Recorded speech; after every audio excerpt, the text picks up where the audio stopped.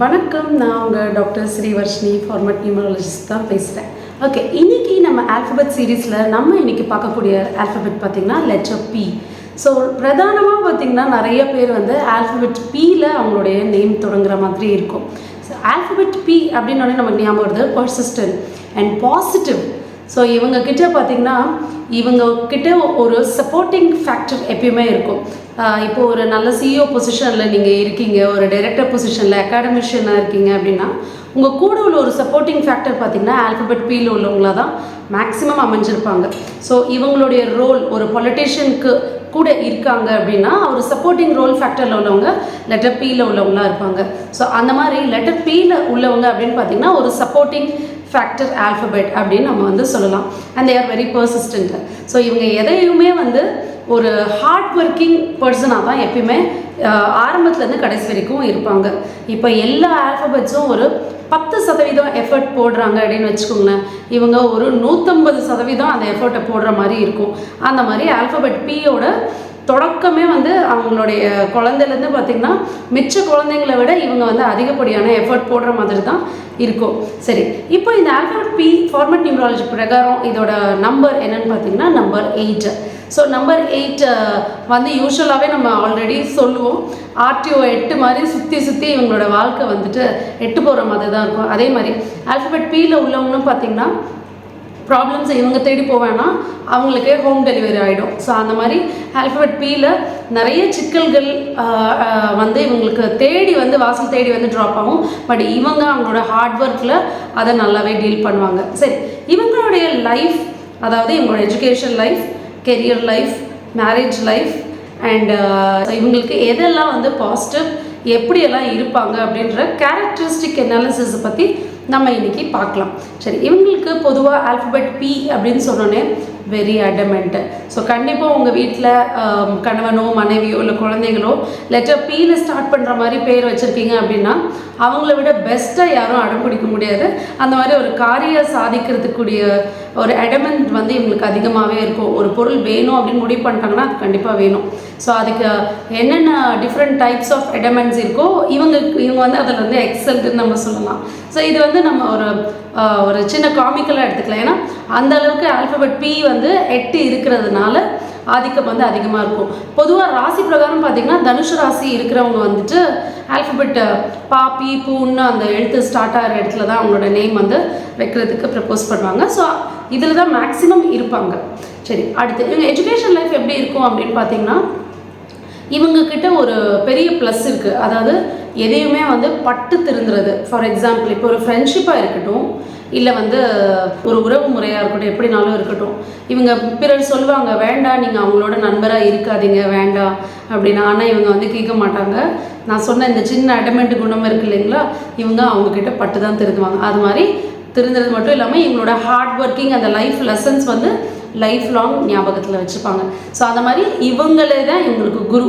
B ஆல்ஃபபெட்டில் உங்கள் name start ஆகுது அப்படின்னா உங்களோட குரு இறைவன், அடுத்து உங்களுக்கு நீங்களே தான் குரு. ஸோ எல்லா காரியங்களையும் நீங்கள் போடுற ஹார்ட் ஒர்க்கு தான் உங்களுக்கு ராஜா, அண்ட் அந்த ஹார்ட் ஒர்க்கு தான் உங்களுக்கு குருவும் கூட.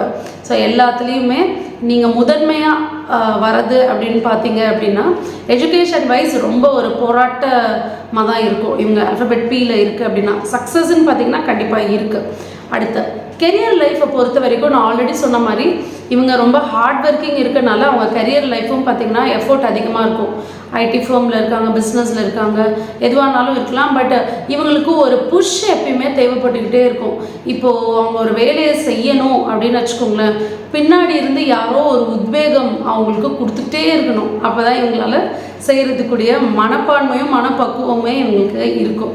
ஸோ அந்த மாதிரி ஆல்ஃபபெட் பி லெட்டரில் உள்ளவங்களுக்கு அது ஒரு சின்ன விஷயம். அடுத்து ஆல்ஃபபெட் பியில் கெரியர் வைஸ் பார்க்கும்போது இவங்கள்ட்ட ஒரு ட்ராபேக் ஒரு சின்னதாக இருக்குது. என்னென்னு பார்த்தீங்கன்னா emotionally they are very weak. அதை தான் நான் ஆல்ரெடி சொன்ன மாதிரி இந்த ஃப்ரெண்ட்ஷிப்பாக இருக்கட்டும் எதுவாக இருக்கட்டும் இவங்க இமோஷ்னலாக ஈஸியாக இவங்களை நீங்கள் ட்ராப் டவுன் பண்ணிடலாம்.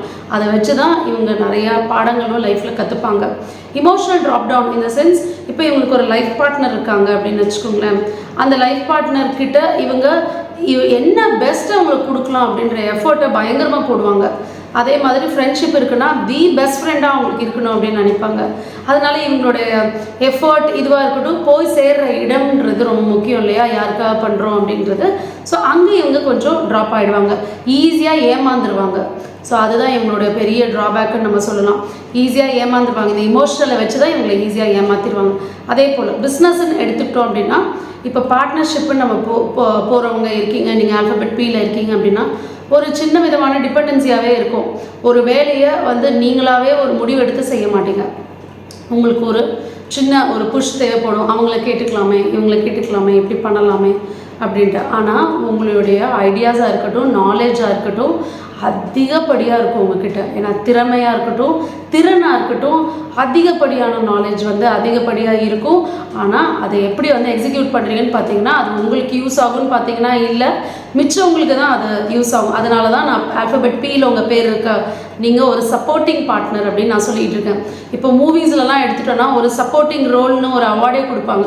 அது போல தான் உங்களுடைய வாழ்க்கை இருக்கும், உங்களோட கேரக்டரிஸ்டிக்ஸும் இருக்கும். மிச்சவங்களுக்காக அப்படின்னு முடிவு பண்ணிட்டீங்க அப்படின்னா ஃபுல் ஃப்ளெட்ஜாக இறங்கி அதில் அவங்களுக்கு வெற்றியை ஈஸியாக கொண்டு போய் ரீச் பண்ணி கொடுத்துருவீங்க. ஆனால் அதில் உங்களுடைய சதவீதம் அப்படின்னு பார்த்தீங்கன்னா 100ல் 10லேருந்து 15% தான் பி ஆல்ஃபபெட்டில் உள்ளவங்களுக்கு விக்ட்ரியே அவங்க லைஃப்பில் பார்த்துருப்பாங்க. மிச்சவங்க அத்தனை பேருமே இந்த இமோஷ்னலாக அவங்க வீக்காக இருக்கிறதுனால அவங்க நிறைய இடத்துல தோல்வியே சந்திக்கிற மாதிரி தான் இருக்கும். ஸோ சக்ஸஸ் ரேட்டுன்னு பார்த்திங்கன்னா கொஞ்சம் குறைவு தான். ஸோ அதனால் நியூமராலஜி பிரகாரமும் சரி, ஆல்ஃபபெட் பி அப்படின்ற எழுத்தை அதிகப்படியாக நம்ம பொதுவாக ப்ரப்போஸ் பண்ண மாட்டோம். இல்லைங்க, நீங்கள் வேறு ஏதாவது ஒரு ஆல்ஃபபெட் அந்த பர்த் நம்பருக்கு இருக்குது அப்படின்னா we can take it. So நீங்கள் ஆல்ஃபபெட் பியில் இருக்கீங்க, இந்த வீடியோ பார்த்துக்கிட்டு இருக்கீங்க அப்படின்னா கைண்ட்லி டேக் அ கால். ஏன்னா உங்களுடைய ஆல்ஃபபெட் பி மட்டும் முக்கியம் இல்லை, அந்த முழு எழுத்துக்களும் முக்கியம். ஸோ உயிர் நாடி போல் நான் அடிக்கடி சொல்லிகிட்டே இருக்கேன். டேட் ஆஃப் பர்த் இறைவன் நமக்கு கொடுத்தது, பெற்றோர்களும் இறைவனும் நமக்கு கொடுத்தது. பட் நேமும் அவங்க தான் நமக்கு கொடுத்துருக்காங்க. But name மாற்றக்கூடியது. அண்ட் அதில் உங்களுடைய மாற்றங்கள் நீங்கள் பண்ண முடியும் அப்படின்னா நீங்கள் கண்டிப்பாக அதுக்கு ஸ்டெப் 4 பண்ணுறது ஃபார் பெட்டர். அண்ட் ஆல்ஃபபெட் பியில் இன்னொரு பாசிட்டிவ் சைடையும் நம்ம சொல்லி ஆகணும். ஸோ இவங்க ஒரு விஷயத்தை பண்ணணும் அப்படின்னு மேற்கொண்டாங்கன்னு வச்சுக்கோங்களேன். இப்போ ஒரு சயின்டிஸ்டாக நீங்கள் இருக்கீங்க அப்படின்னு ஒரு எக்ஸாம்பிள் எடுத்துக்கோங்க. நீங்கள் உங்களுடைய க்ரியேட்டிவ் திறனாக இருக்கட்டும், எல்லாமே இருக்கட்டும், அதிகப்படியாக இருக்கும் உங்களுக்கு. இப்போ நீங்கள் ஒரு டாக்டர் ஃபீல்டில் இருக்கீங்க அப்படின்னா அதிகப்படியாக இருக்கட்டும். ஆனால் ஷைனிங் ஃபேக்டர் அப்படின்னு பார்த்தோம்னா மிச்ச ஆல்ஃபபெட்ஸ் கம்பேரிட்டிவ்லி உங்களுடைய அந்த திறமையும் இதுவும் மிச்சவங்க அழகாக உங்கள்கிட்ட இன்ஃபர்மேஷனை வாங்கிட்டு எடுத்துகிட்டு போயிடுவாங்க. ஏன்னா நீங்கள் அவ்வளோ வெகுளியாக அவங்கள்ட்ட சொல்லிடுவீங்க. ஸோ கண்டிப்பாக இந்த ஆல்ஃபபெட் பி லெட்டரில் இருக்கவங்களுக்கு உண்டான கேரக்டரிஸ்டிக் அனாலிசிஸ் தான் நான் எனக்கு சொல்லியிருக்கேன். அண்ட் இது பொதுவான ஒரு அனாலிசிஸ் தான்.